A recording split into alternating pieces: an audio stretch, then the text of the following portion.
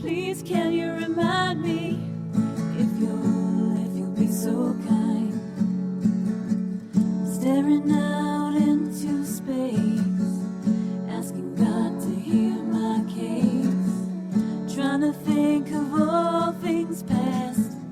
How long will my memory last? The purple angel, purple angel, purple angel. Well, hi, everyone, and welcome to Alzheimer's Speaks Radio. I'm your host, Lori LeBay, and founder of Alzheimer's Speaks as well. For those of you that are new to our show, I'm just going to give you a brief introduction as to who we are. Basically, we're an advocacy-based company providing multiple platforms to shift our dementia care culture from crisis to comfort around the world. We believe that by joining forces, sharing knowledge, and having an everyday conversation about life with dementia is the only way we're going to remove the stigmas attached to memory loss and help people continue to live life with purpose. Together, we feel we can help the world understand the true needs of this disease and just remove that fear and isolation that so many families are dealing with in our community. At our core, collaboration is the one piece that we think is going to hold us together and help us win this battle against dementia. And we know it's working because of all your likes and clicks and shares with your Twitter tribes, your LinkedIn colleagues, your Facebook friends, your Pinterest, all of the social media, just those small little clicks of sharing our radio show and our resource website, our dementia chats, the blog, all the different information that we have here that is for free. As you push that out to your sphere, has a really powerful impact. In fact, you made Alzheimer's Speaks the #1 influencer online regarding Alzheimer's, according to ShareCare and Dr. Oz. And the important thing is that the more each of us pushes out information to our spheres, the more likely people are going to see it as a normal conversation. It's really going to remove the fear, and it's going to allow them to reach out much easier and much quicker when the time is right for them. So again, I really can't thank you enough for all of your support, and I hope as you're listening right now that you are pushing the show out and sharing this information with all of your friends and family and colleagues. Before I introduce our great guest today, I always like to give a shout out to a few organizations, and one is the Purple Angel Project. Many of you might not have heard that, but there is a new global symbol that's been around for about 2 years now. It was started by a man in the UK by the name of Norms McNamara and Jane Moore. Norms is diagnosed with dementia, and this graphic can be used, this logo, by anyone, an individual or a corporation. And it's free of charge. It costs little time and little money. And you can get access to that through Alzheimer's Speaks. Just go to our Initiations and Projects page, and you'll see a tab there on the Purple Angel. And you can start using that, on Facebook and in your emails. And the whole goal of it is just to get people to ask, what is it? So that, again, we can have this conversation. I also want to just give a shout out here at Alive and Social. I don't know if you're all aware of the great show called the Twin Cities Hit Show with Rusty Gayton B. But if you're looking for a morning show that really, can go with you anywhere, check them out. They play Monday through Thursday at 9:30, and it's just a fun, upbeat show. You'll hear everything that's going on locally and nationally. And it just moves along. It'll make your day start out just right. So let me go ahead and introduce our guest today.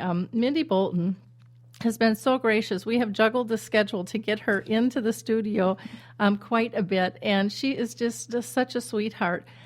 Mindy is an art and recreational facilitator in long-term care and in adult day program settings.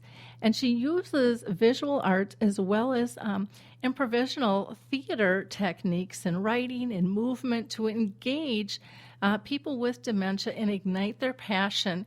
And so we're just really excited to have her here today talking about basically her passion in life to help those with dementia. So welcome, Mindy. How are you today? I'm wonderful. Thank you so much. Well, thanks for coming and doing this dance with us to get you on the air here. It's been quite the challenge, and she's just been so sweet about maneuvering this path.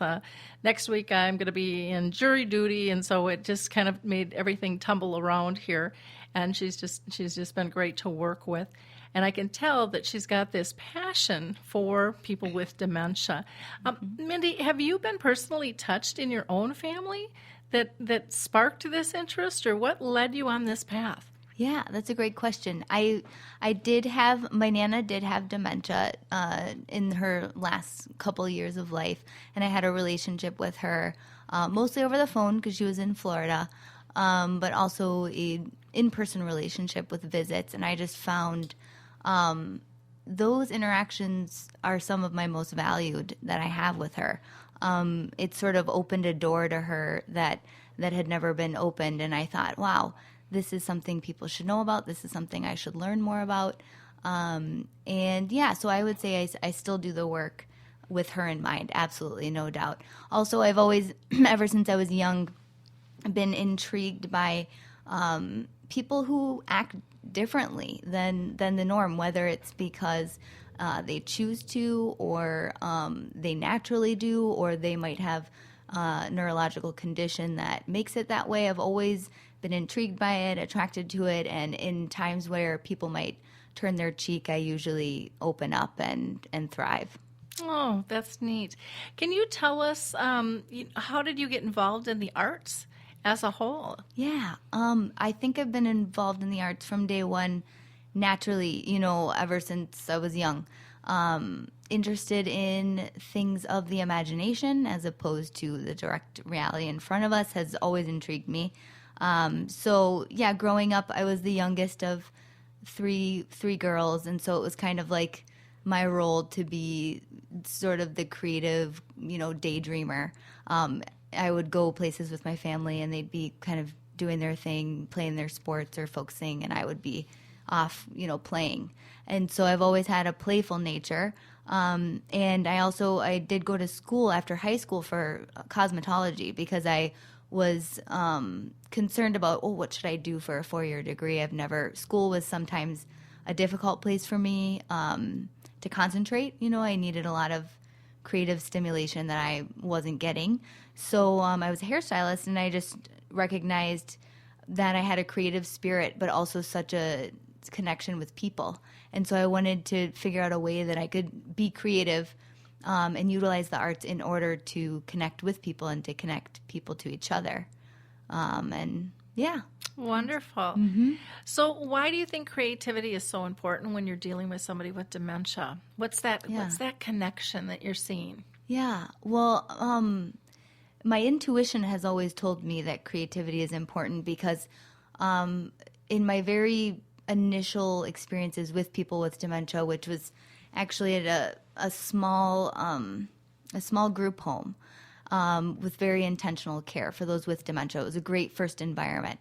I just quickly saw that your typical logical linear, how was your day, where are you from, that wasn't quite working. And I thought, okay, what could we do with this? I realized quickly that a great way to get to know someone is to do something with them. A great way to learn what they can do and can't do is to start engaging them, and you need to have kind of a fearless confidence in just exploring materials together and everything else, or conversation together.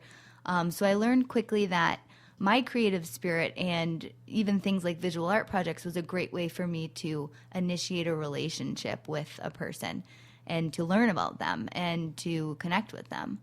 And also just each and every day, it's kind of what keeps your gusto going and keeps things interesting in an environment that could become mundane or stale or challenging. Yeah. Now, you use different modalities, in terms of art. Can you describe some of your methods for creatively engaging people living with dementia? Yeah. The methods are definitely, it's a large artist thing to say that not every artist is 100% original. We're constantly compiling things from each other. We're constantly inspiring each other and using each other's ideas. So I've used different creative community outlets to talk about, my work with people with dementia. Also, I'm part of the ArtSage organization. I don't know if everyone's heard of that, but Why don't you tell people a little bit about ArtSage? Yeah, so ArtSage is kind of a connector and convener for people that are established artists that want to get into the realm of creative aging care that's kind of up and coming. We're learning that once people retire and are at a new point in their aging process, they have basically time and interest that they didn't have before that they could be using in creative ways. So ArtSage is an organization that helps kind of bridge the healthcare community and the arts community. And they take trainees every year who are artists who, like I said, want to be submerged in these different environments and to share their art with a formerly kind of untapped community. So I'm involved with them, and I learned a lot about many different avenues of creative engagement. There's also time slips, which maybe some of you have heard of.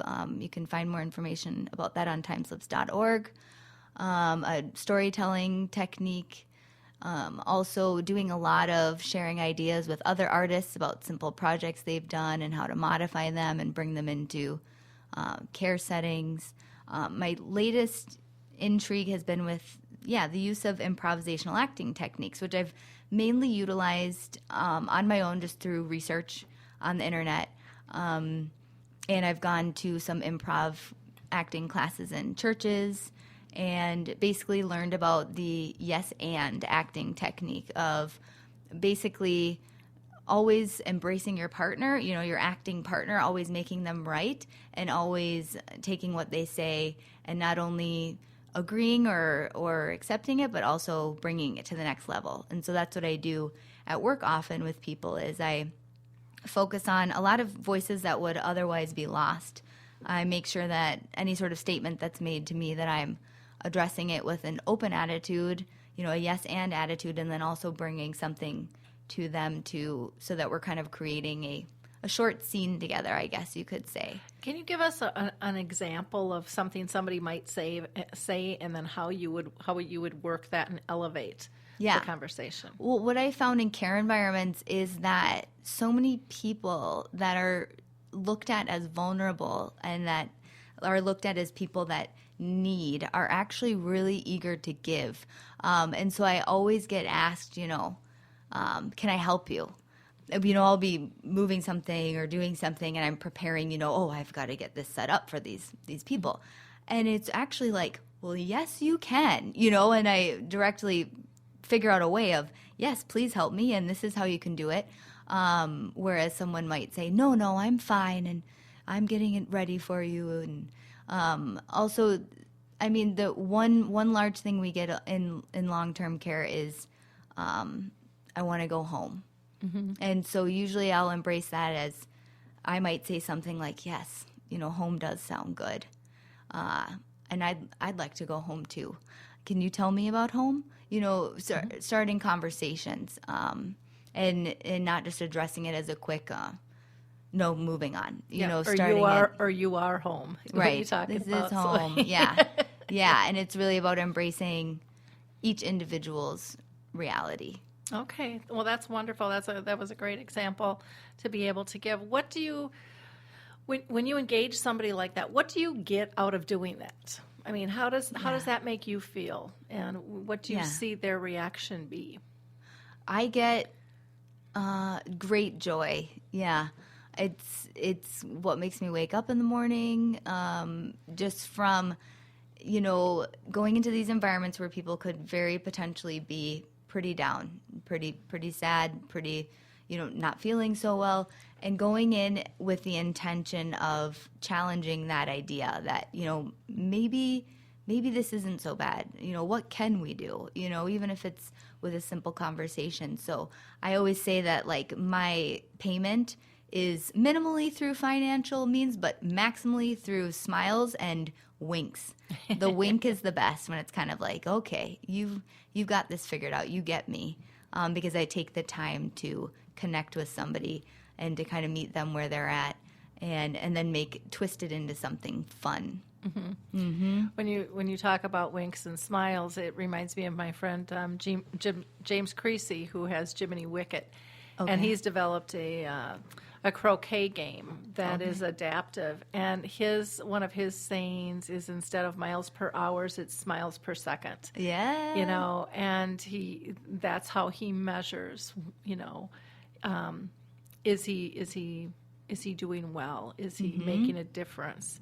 And it really is about that connectivity. And I can see that, I can hear it in your voice, and our audience can't see it, but if you could see this woman's eyes, she is just so present and so excited and so grounded in this, and yet there's this swirl of energy and excitement about her. You can just feel your passion, which is rare. Yeah, thank you.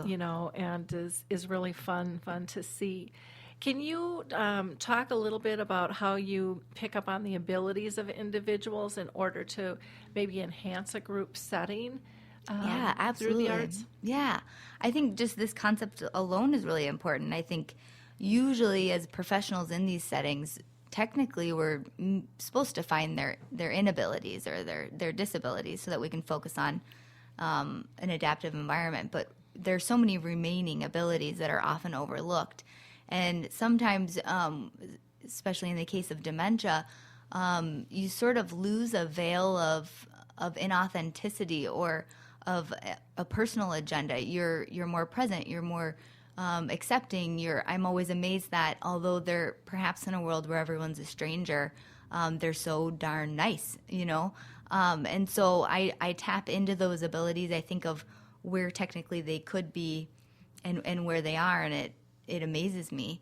And so that's what really kind of keeps the energy going. And usually, the groups that I lead on a consistent basis in long-term care are very flexible in ability, cognition, and numbers. Some days I'll have 15, 20 people. Some days it'll be smaller. But usually what I aim to do is embrace everything that everyone says and does right away in the beginning, and note it to myself and then keep sort of accessing that.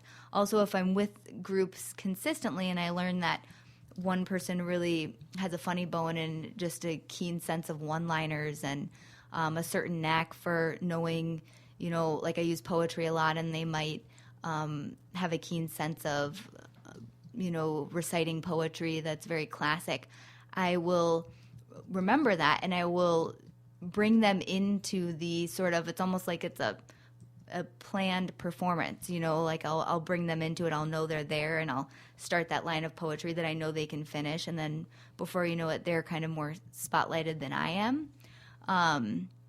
People that are really social, I'll kind of have them in more of a greeter position, and even maybe ask them, like, hey, I have a group today, and I really want a lot of people to come. Could you welcome people as they come, and things like that?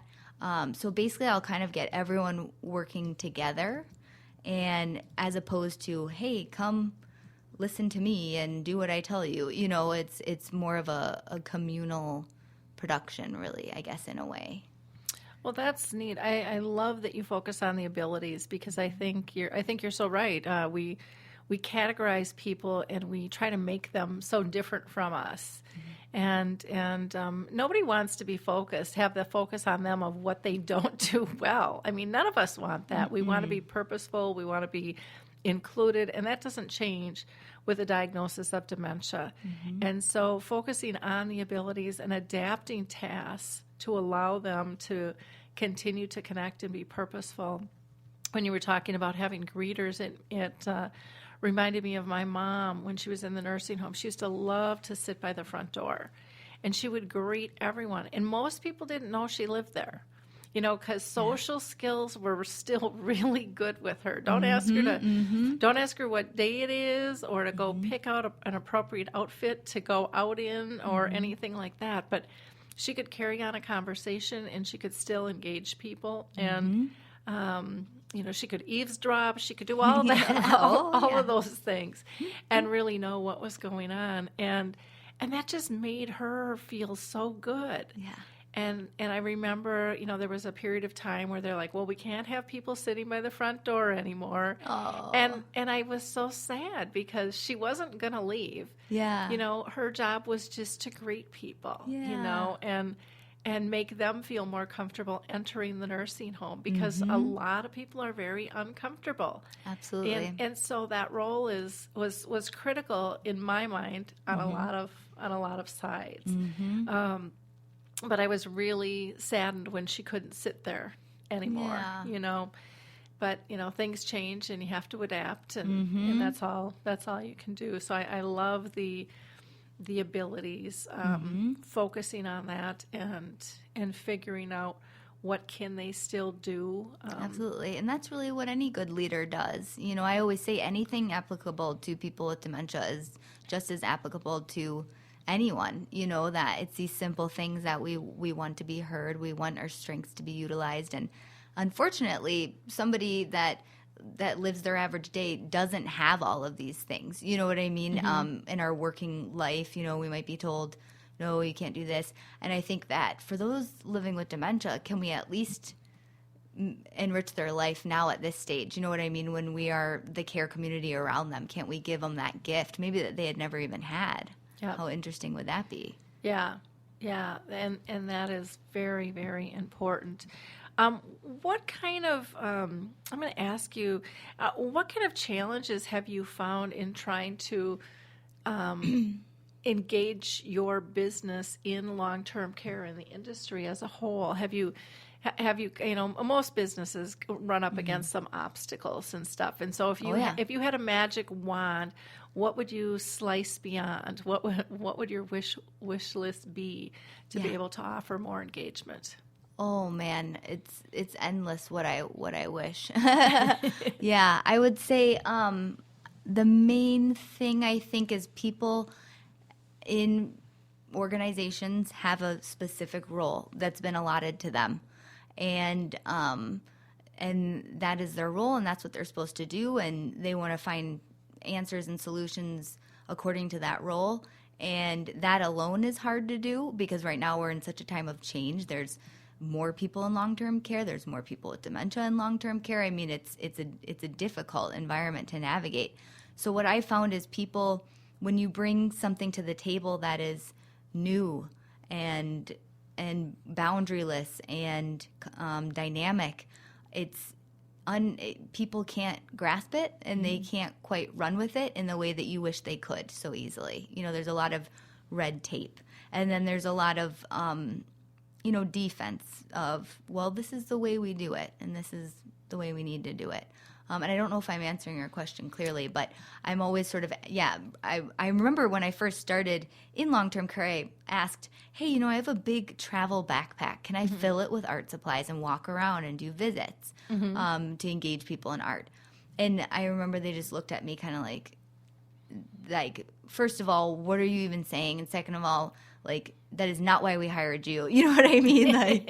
And it was this amazing idea that I know could yield great results, but it was just totally undoable, at least for those people that I approached. Well, what's so sad is, how fun. We all that's like, opening up a present, not knowing what's there, and you have all these possibilities, and then being able to pick and choose with that specific individual, what would they like to do that's in here, Right.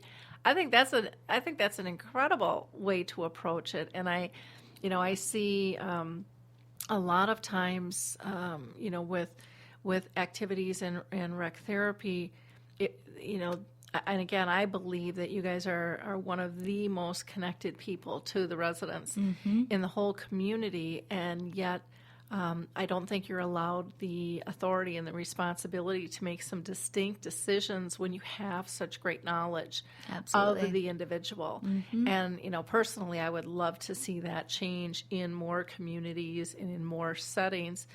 One of the things you had mentioned with, kind of your magic wand was well, this is what we hired you to do, or this is what we've always done. Right. Well, what we've always done isn't working.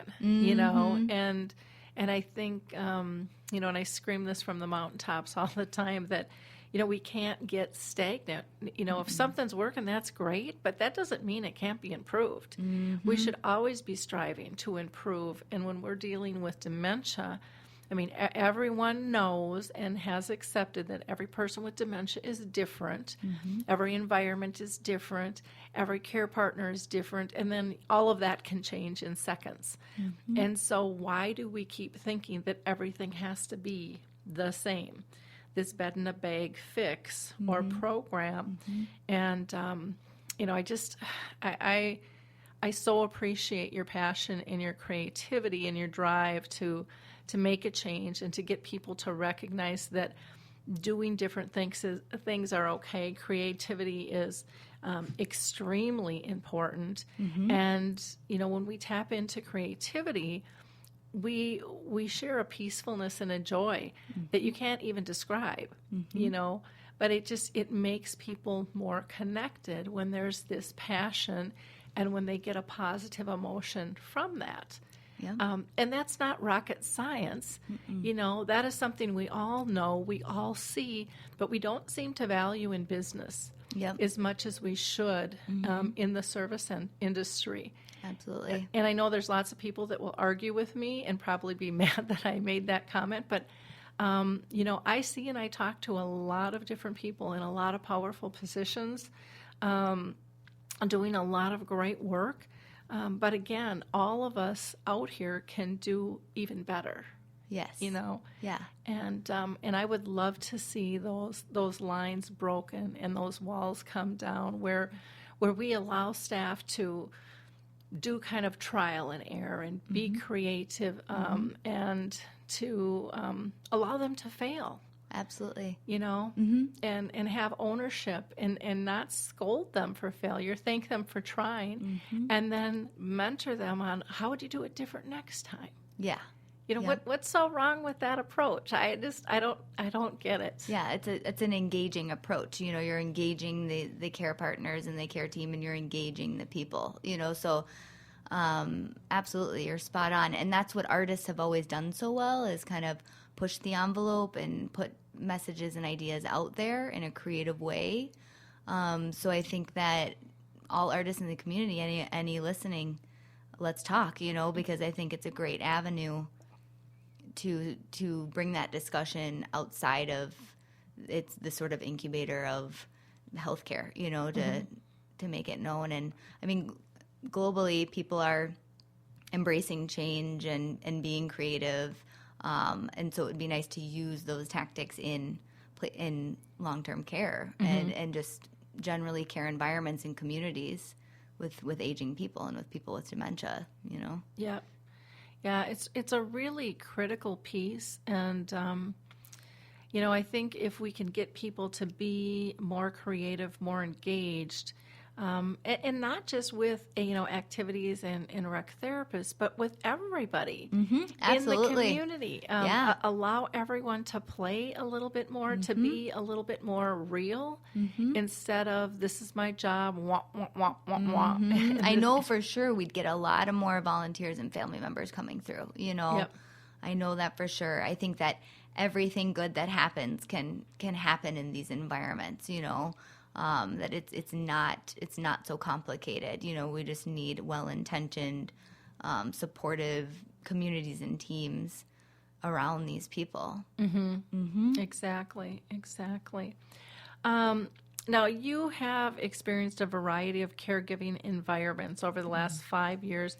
Can you explain the importance of being mindful and empathy amongst care partners and different teams? Yeah. How do you see that play out?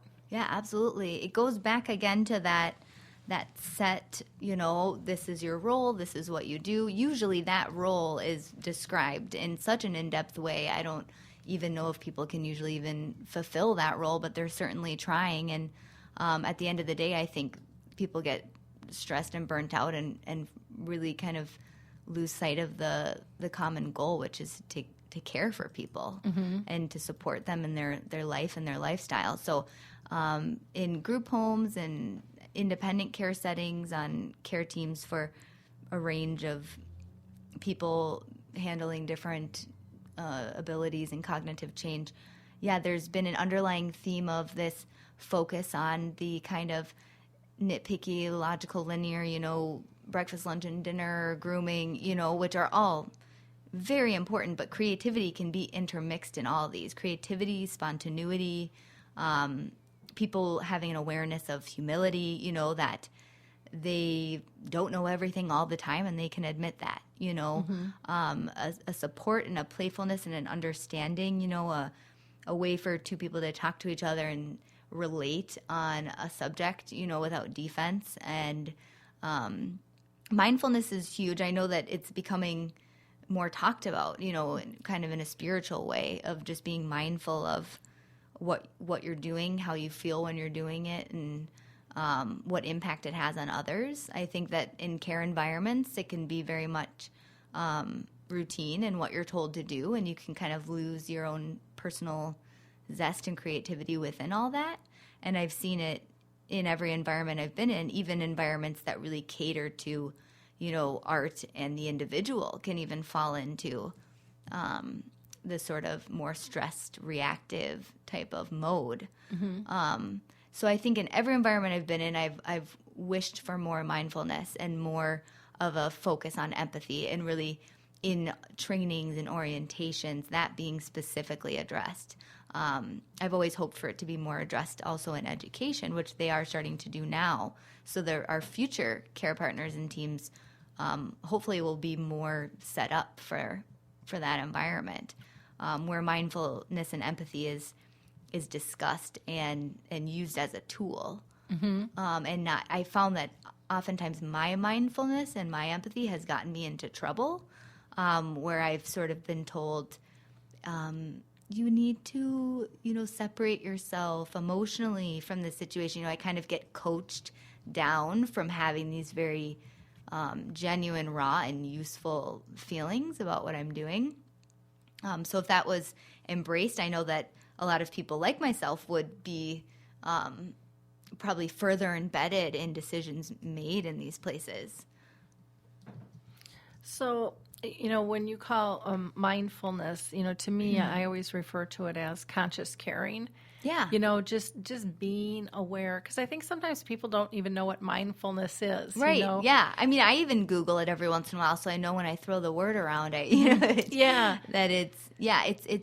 it's basically taking time to step back and be self-aware, and to be aware of what leads. I mean, it's definitely good when you're caring for those with dementia, because you can find the triggers of what might upset them, and so that mindfulness of kind of being very in tune with the environment and what could be making people have sort of a harder time than they need to. Yeah, and that has health benefits, so that's definitely something that doctors, nurses, and decision makers should embrace and utilize as a tool. You would think so. Yeah. And some do it better than others. Yeah, and I definitely tell the people that I recognize doing it. At work, even though I'm put into, situations where I really wish things were different, I recognize that, I'm me and I have the effect that I have. And if I'm distraught, I'm not going to be able to have the effect that I want to have. So I have to listen to my own advice, you know what I mean? And if I see anybody that expresses even just a grain of empathy and mindfulness, I really blow it up into wow, and I say exactly what happened and why it was great, and let's do it again. And, How do you, or maybe I should ask this, are you able to talk with care partners very often, with family members and stuff, of people that you work with in the communities? Yeah, I talk to them in a very casual way. So I guess it's a good thing that I'm currently not in positions where I'm going into care planning meetings and things like that. So usually when I do, I'm mainly focusing on the facilitating of the group of individuals. And then what I like to do is I like to welcome people into the group. So if I'm leading a group and maybe even somebody might come and it might even be seen as disruptive, but to me, it's never disruptive because, I want to embrace anyone that comes along. So I will integrate, family members and nursing aides into the group and sort of engage them similarly to the way I would anyone else. And before you know it, they're having an interaction that they would not have predicted and that they're learning from, but it's not me telling them as an authority. You know what I mean? It's not me saying, oh, okay, well, this is the situation. You're basically leading by example is how I would say it. And then I also do, I have relationships with family members and I do find the conversation isn't as open, and that I don't want to cross boundaries, especially when I'm at work. But the interactions are always positive. I make sure to let them know of how much I value their loved one and give specific examples. I know in one case I had someone come and they were visiting their grandmother they hadn't seen in a really long time. And I said, I just have to tell you, she's very special to me. There are days when it's hard for me to be here and she makes it a lot easier. And she has this wonderful vocabulary. And I said, I love her use of the word tremendous. And because she always says tremendous, and I think that's a great word. And the granddaughter got kind of a glisten in her eye, kind of like a joyful tear, and was like, she used to always say that, and, that's so cool. And so, things like that I definitely go out of my way to do. And they aren't necessarily, it's not saying, oh, here in the status of your, I always get looked at, I approach a family member and they go, are you their nurse? And if I'm not, it's like, oh, you're no help to me. But here, wait, I can give you this sweet little tender moment that we shared. You know what I mean? And it might mean any more than when they had their last PRN or whatever, Well, in those, I can tell you from when my mom lived in a community for 14 years, those were huge moments. My dad was in one too, and I still have the letter one of the staff wrote about my dad when he died, and it's like I'm going to cry right now thinking about it. But it was like it was huge, huge because I knew they were loved, and that's I think one of family's greatest fears of people don't know them. And you saying that word, tremendous. It was just like, she gets her. She gets her. She knows the value of her. And when we can share those moments, that's when we diffuse a lot of the friction between family and staff. Absolutely. And I don't think that that's tapped into nearly as much as it should be or could be. I don't think people understand, the angry relative that comes in that's mad. And, when I go train all the time, I try to explain to the staff, I ask them, why do you think they're like that? Why do you think they act like that? Why do you think they're always on the attack with you? Oh, they're just jerks. They're just mean. They don't get our job. And I'm like, that's not it at all. They are trying to protect their loved one. And the only way to protect them is to look for problems because that's how we're trained, And so until they know that you are safe and you haven't given them anything to trust you or to feel that you're safe, they can't let go of that mode. And so they're always going to be in that protective mode looking for a problem because they've got limited time to spend. And when we do that, we're taking away from families time to get back to their core of their relationship. So we're not doing anybody any good by not communicating fully. And I get so frustrated with that. I get frustrated with the surveyors who want us to document things different. And, I really believe that communities have to start documenting things different. And then we have to also train the surveyors of what truly is important and why. Why this is so meaningful and a huge value. And not that we don't have to, document and call families when someone gets hurt or a med was screwed up or, all that stuff still has to happen. But you don't always have to reach out on a negative. And for the most part, that's what most communities do. I would agree. And you had mentioned earlier about infusing families with, being more volunteer oriented and things. I mean, that's a huge factor. They will not only volunteer their time and their skills, but they'll donate funds. Yeah. They'll want to be part. Right. But we don't let them in. Absolutely. Yeah. I mean, I just had somebody visit. It was a friend, and I was leading exercise, and she came up and she was sort of tiptoeing up, feeling like, oh, I'm disrupting. And I said, come on in. And I was like, I need your help. And she came in and was leading half the group with, the exercise noodle. And I just threw her right in there. And I had met her before, so that I knew she wasn't completely shy and I wouldn't be, flustering her. So yeah, it's stuff like that. It's simple stuff. And I can say I know for sure that I'm never necessarily recognized for it, but at this point I really don't care. I see it happening and I see it working. And so it's like my own little data I'm collecting, and then I'm hoping I can obviously continue to educate and kind of spread that good news. But yeah, I think it's 100% legitimate if we go in with good news first, then we're going to soften the potential bad news. And also, if we're really open, I find that in a lot of the care centers I've observed, they're not very proactive in offering much education to the family. So just to say things like, I know we have a lot of issues with missing items because of wandering and collecting and hoarding, symptoms of dementia. And if we could just explain that these are symptoms of dementia, much like, someone with cancer will have pain or something else, that this is something that can happen, and that we recognize that, and this is what we'll do to help lessen the inconvenience of this, but that this is something that can happen, just so that they don't arrive angry that these very expensive items are missing. It's like we had that discussion, and they were warned about it, and they feel that they have a teeny bit more control in the situation. Yeah.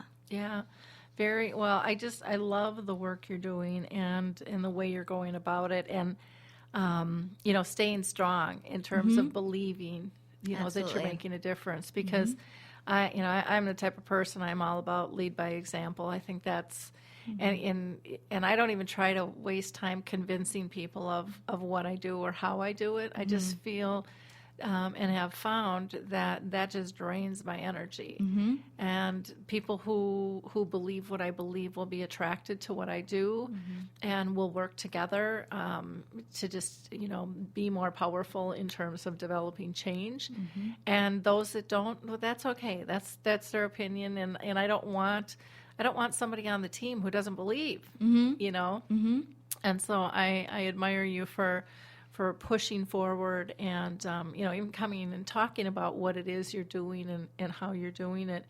Can you explain to our listeners your spiritual outlook on building community for those living with dementia? Because I think that's really important too. Yeah. So I think that in a lot of cases, spirituality is a wonderful sort of vehicle for promoting this type of community development around people who are potentially isolated. So, for one, I consider myself a spiritual person. I was not raised a particular religion, but when I say spirituality, I mean an overarching life force, and we'll call it. And so I do a lot of personal work in the realm of spirituality in order to give me the gusto to continue with what I do. Because at the end of the day, when you're on a dementia care unit that is still quite unrefined, and it can be just flat out a sad place, a scary place, in times that are tough. And I've utilized different spiritual practices in order to kind of help me keep my zest, that is so easily lost. And many years ago, I did a course that allowed me to become ordained so that I can do different ceremonies and things like that. And I just kind of got more of a back knowledge on spirituality and the concept of the ego and the spirit, and concepts like, life after death or what happens. Obviously, since I'm in an environment that is end of life care. I'm seeing people die, and I'm seeing people grieve, and all these things that make you want to reach out and think about the bigger picture. And I think that people avoid it. They're scared of it. They want to just kind of keep on living their daily routine without facing it. But I think that actually the opposite should happen. And I think that when people do choose to step into this challenging environment, it has a really great spiritual effect. It can be quite uplifting. I know there was a volunteer that came and she said, it's so interesting because I came here to help people, but I got to tell you, I have OCD, and I struggle with it quite a bit. And ever since I started volunteering here, my OCD symptoms have really minimalized. And it's like, wow. And so then she said it herself. This teenage girl is very admirable. She said, I came to help them, but really they helped me. And I thought, oh gosh, that's the golden ticket. Like that's what people are not seeing, is that, there's this whole, volunteer, give yourself, help those that need you. It's like, no, there's this whole side to it. You're going to get fully reimbursed, like in a major way. You're going to feel amazing. You're going to feel different when you leave there than when you came, especially with good supporters. That's what you need, is good supporters while you're there. There's definitely a situation where you could go in and feel worse. And that's what I'm trying to diminish, is that the stigma, involved in, I'm going to see my grandma, and it's like that you do it once a year because it's no fun, and it's you like gotta. yeah, and it's like, I promise you that if the right energy and the right systematic changes are put in place and the right changes are made, it can actually be a totally opposite environment to what it is. And yeah, I think I answered that question. Yeah. Well, and I think that, it comes into something we were talking prior to going on air about, just the verbiage we use in terms of caregiving. Caregiving is perceived about giving it away, doing for others, not getting filled back up. But a care partner or care companion says, hey, this is a two-way street, and this is relationship-based, and I so agree with you. You get filled so much. I mean, it feels good to do good. It feels good to know that you had a positive impact on somebody. I mean, it does. And we don't consciously think about that stuff. We're not taught that. We don't. I think we have to get back to building community. We have to get back to being relationship-based. I think that's what's so destructive in our world today, is nobody cares. If they kill somebody, or if they hit somebody, or if they say something nasty, everyone's desensitized. It's like, well, it doesn't matter. It's just words, or they'll be fine. And it's like, no, those things have big impact. Absolutely. And but what has even bigger impact are the positive things, and they're almost rare finds these days. And so I think they're valued even more when they come about. And so the gifts you receive back are huge. One of the things I talk about in terms of culture change is to try to get people to think about, what you're talking about with giving back is, what would the world look like, or just your little portion of it, if you didn't look down at your phone and you just gave eye contact to everybody you passed with a smile. Doesn't cost you any money, doesn't cost you any time. And then think of, how did they respond to you? Did you get a smile back? Were they caught off guard, because that's not the normal thing to do? Yeah. And then and then how does that make you feel? Just to make someone else's world a little bit more pleasant, Absolutely. Because we don't know what's spinning in somebody's head with dementia, but we don't know our neighbors either, what's really going on, because we put on this front. And then, so then how does that make you feel? And most people will say it makes them feel good. And then what would that look like if you just got 10 other people to do that? Simple little changes that have huge, powerful impact in society. And they are simple. And a lot of times it's free. The things that are going to make a difference are free. And I did actually I've pitched ideas to a lot of leaders, and they didn't like eat it up right away because we're just not there yet. You know what I mean? But I explained that a lot of these things are very simple. You know, they're things that could even start to be done tomorrow. You know, Yep. like even just the way I go onto the unit with my palms faced up and my eyelids raised and my smile, it's like that will let somebody know that, oh, I'm supposed to be here. You know, she looked at me, she smiled. Now I at least know that I'm even supposed to be here and that I'm even a person. I remember one time I went up to a woman and I was like, gosh, you have a beautiful face. And she goes, I have a face? And it was hilarious. She touched her face and goes, I have a face? And it's like, really, I mean, it's as simple as that. Before, they didn't even know. They maybe didn't even know they existed because nobody has acknowledged them yet, you know. Yeah. So it's the simple things, and it's the things that we all want, you know, but sometimes we get so busy we forget we want them. But so it doesn't have to be these catastrophic shifts, you know, like, you know, now have creative engagement programming all day long. You know, it's like, no, just, you know, exemplify these simple things that make such a big difference for each moment of this person's life. And I do a lot of writing down the quotes of the people I'm with who are living with dementia. You know, like one woman, she'll say, I saw her and opened my arms and hugged each other. And she's like, I love people who love me, you know, and it's like, yes, it's just as simple as that, you know. Love people who love me. And then doesn't it make the whole day a lot easier, you know? Exactly. Exactly. That sounds like it would be a really cool book to put together. Yeah. You know, just showing the simple changes, the huge impact on both sides. I don't know. Have you seen the movie Alive Inside? Yeah, yeah. And that movie is a great one where, you know, they just put on a headset and you'll see somebody's mood change from really crabby or non-communicative or whatever it might be, and all of a sudden they're joyful.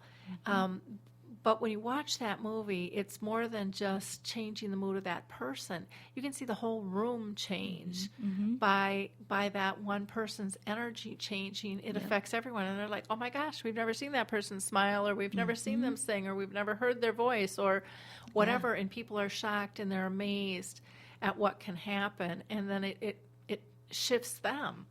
And so this stuff is really, really powerful. It's really important. And you know, I get what you're talking about is in terms of talking with supervisors and organizations that they're not there yet, because we have this belief that it has to cost a lot of money. It's got to take a lot of time. Right. And it's got to have an incredible skill set. Right. To get we have this to all have done. 10 meetings about it. Yeah. Oh, yeah. It's a year-long process, you know.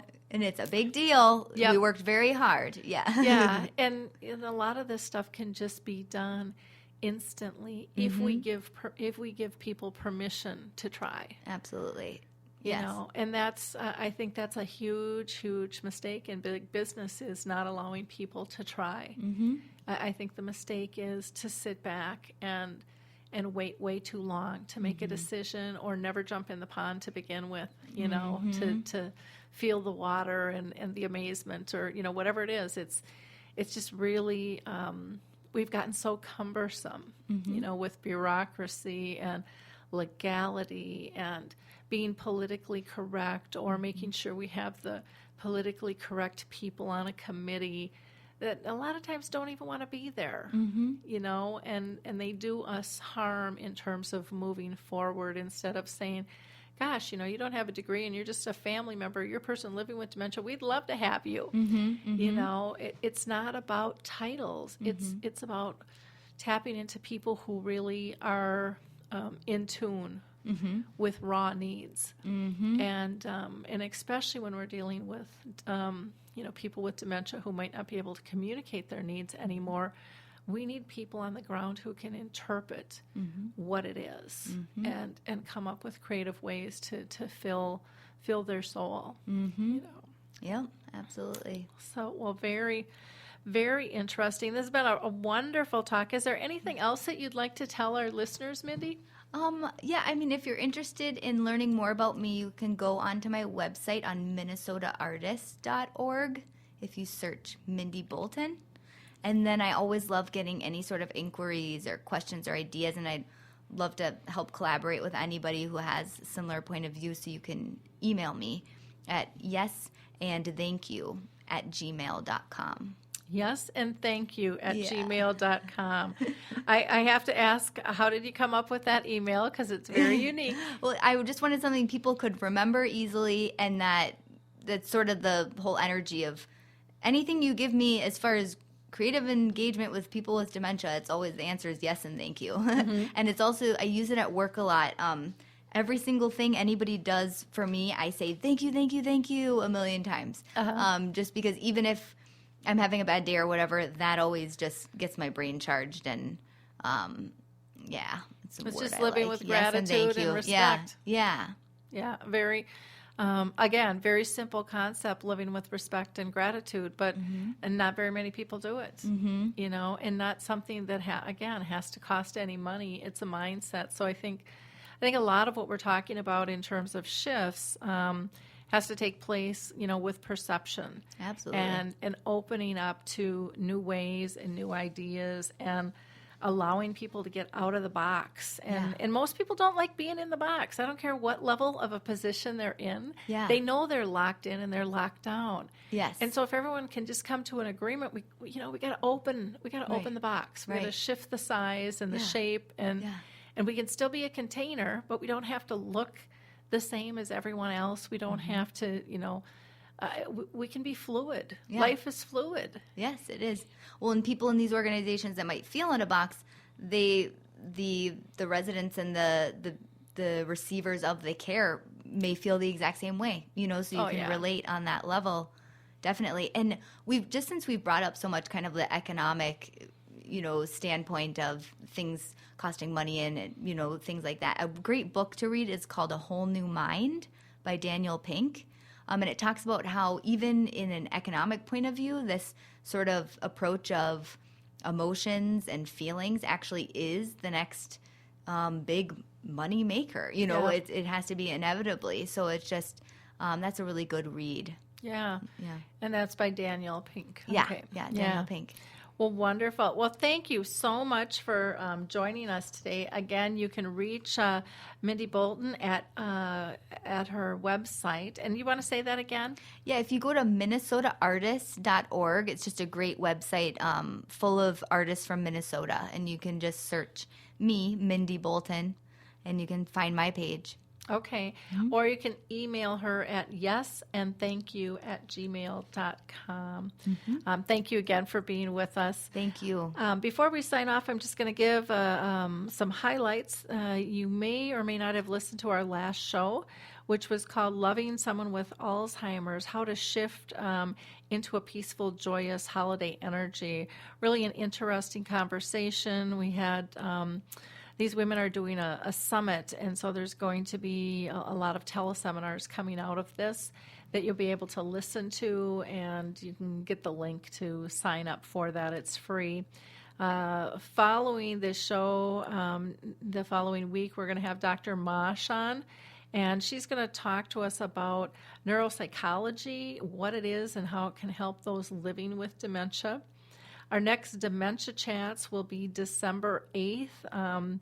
In November, we just weren't able to coordinate our schedules to do them on the 2nd and 4th of the month. So we'll be getting back into gear December 8th on that. And again, for those of you that aren't familiar with Dementia Chats, that's where it's a free webinar where our experts actually have dementia, so you can bring any of your questions that maybe you can't ask your loved one or your client, and you'll get some wonderful advice. If you are in Blaine, tomorrow we're going to be out doing a couple of screenings of the film His Neighbor Phil. At 1:30, we're going to be at Edgewood Senior Living, and then at 6 p.m. tomorrow night, we'll be at White Pine. And then December 2nd, we are also going to be in Inver Grove at White Pines as well. A couple of blog articles. There's a great article about a new app called the Easy Phone, which helps people with dementia. And actually, a lot of people listening may just want to tap into that app as well. And there's a beautiful prayer that was posted called My Prayer, and I think you'll get some great insights from that. I do want to also just give a shout out to a couple of my colleagues here on Alive and Social, if you haven't listened to Apples to Apples, I think that's something you're going to want to turn into. You can find out how a father and son really kind of maneuver their thoughts about sports. A lot of bantering going on, and they pull in the Apple Orchard as well, which is their crowd. So check out Apples to Apples. And then Mortgage and BS is on Thursdays at 4 o'clock. And you'll learn a lot of secrets about home ownership and minimizing borrowing constraints. So check out Mortgages and BS there too. I want to wish everyone a wonderful holiday season. Enjoy your Thanksgiving, and we'll talk to you next week. Bye now.